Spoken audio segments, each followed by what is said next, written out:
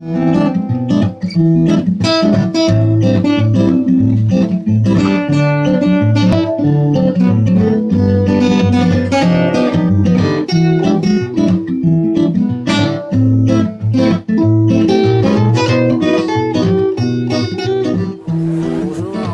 alias Noart. Nous sommes ici devant le Rêve du Dogon, l'entreprise de Patrick Laffont. Il me semble que ces fleurs ont un lien particulier avec votre travail. Est-ce que vous pouvez en quelques mots nous expliquer pourquoi nous sommes ici ce soir?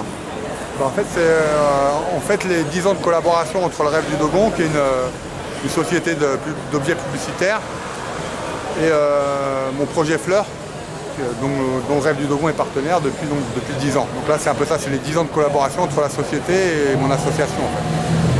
Et voilà, donc en fait, c'est un projet socio-culturel à destination des populations défavorisées en général, souvent à l'étranger ou en France dans certains cadres.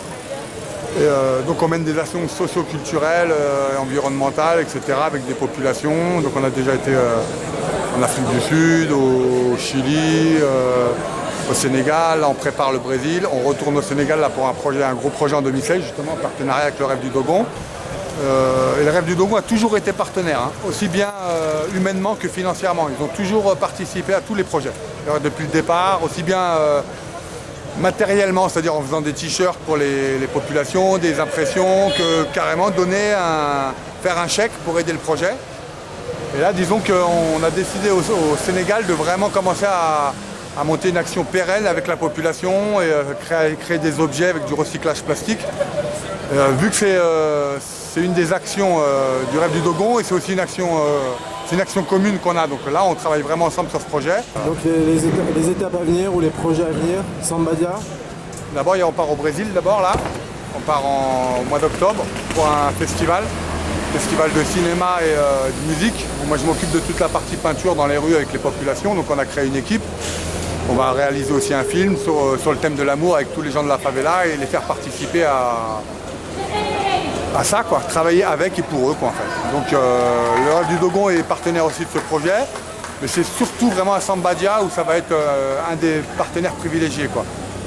C'est-à-dire qu'on a monté une maison jaune qui est un peu un centre culturel. On veut faire des résidences avec des artistes et des artisans pour pouvoir travailler avec la population afin de créer une économie solidaire sur place.